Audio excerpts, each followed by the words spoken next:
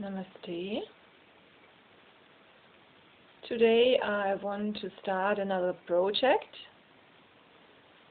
and this new project is reading the book Meditation, the First and Last Freedom, and it contains many techniques of meditation of my master Osho. And I do this in order to understand better the techniques and also in order to spread Osho's work and teaching, whatever you want to call it. Okay, so if you want to join, sit down or lie down comfortably and listen to my voice as you are listening to the waterfall or to running water. Yeah, I mean, it's a very, it's an old book, and I don't know where you can buy it, but if you Google, I'm sure you'll find it. So I will start with the introduction now. Just as the science and technology that has transformed our outer lives has been largely a Western phenomenon, so the East has provided the main source of the science that can transform our inner lives. Today, just like the light bulb, meditation is a universal phenomenon.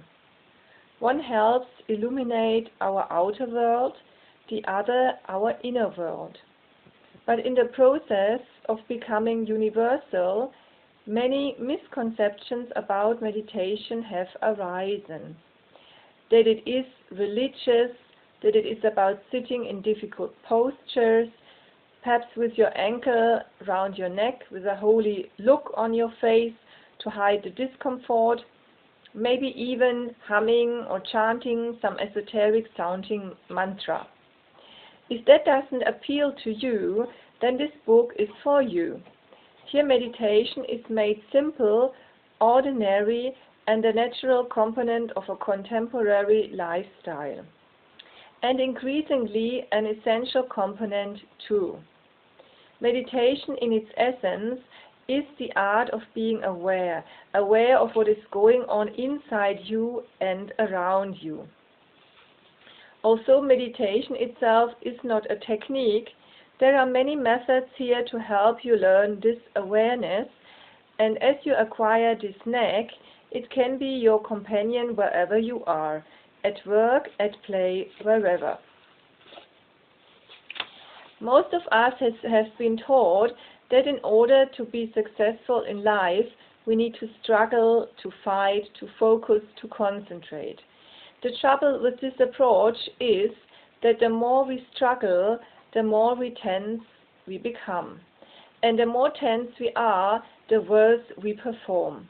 The meditative approach is to understand that in order to be at our best, in order to give each moment our best, and to receive the best from each moment, we need to be as aware as possible.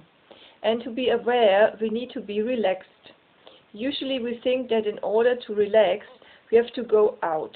Meditation offers another possibility, to go in, to relax. Such are the pressures of modern life that there has never been a more restless world to live in. Never have people been so tense. It is exactly for the modern mind that these techniques have been devised, a contemporary approach to suit contemporary people. If you are a high-energy individual, for example, for whom just sitting seems impossible, then try the Osho active meditation, Osho dynamic, or Osho kundalini. Exert yourself to the maximum and let the relaxation follow of its own accord.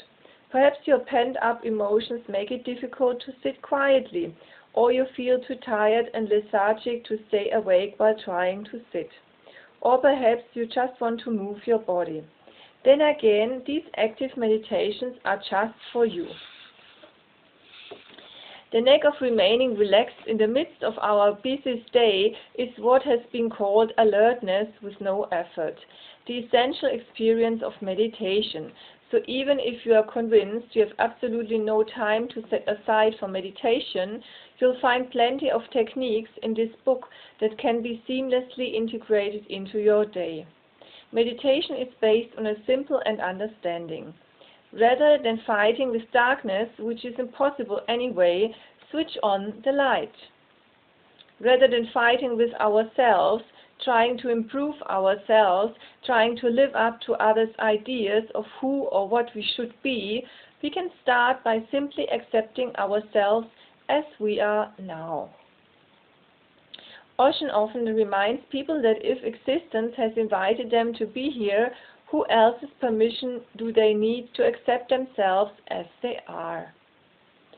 Once we relax into this acceptance, once we stop pretending to be other than how we are, once we stop struggling to impress others, who are struggling equally hard to impress us, once we stop trying to defend ourselves, justify ourselves, once we stop trying to hide our wounds, even from ourselves, but rather open them to the air and the light, the healing happens on its own.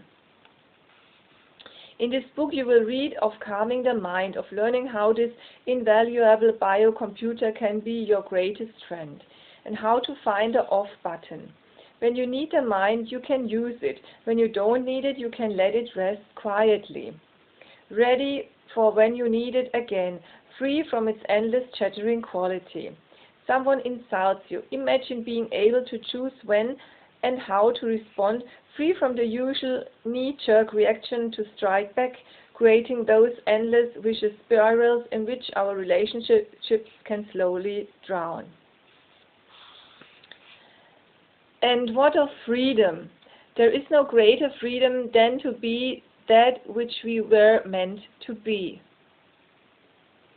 There is no greater freedom than to be free of others' expectations, to be able to live our lives spontaneously with awareness.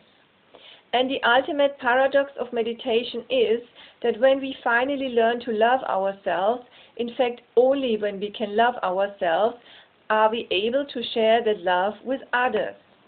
But first we must start with ourselves. This book contains a wide range of techniques, approaches and insights to help you on that journey. We are all individuals and different methods suit different people. Here there is something for every type of modern mind, uniquely tailored for these hectic times. As Osho puts it, the long drawn-out yoga practices will not do for the world. Now people do not have days or even hours to spare. We need methods that yield quick results. If a man makes a 7-day commitment, by the end of that period he should begin to feel that something has happened to him. He should become a different man in 7 days' time. So I say, practice today and feel the result immediately. Now it is the chat age. Now meditation cannot afford to be slow. It has to pick up speed. Yeah, this was all about the introduction of the book Meditation, the First and the Last Freedom. I hope you enjoyed it and I send you love and light. Namaste.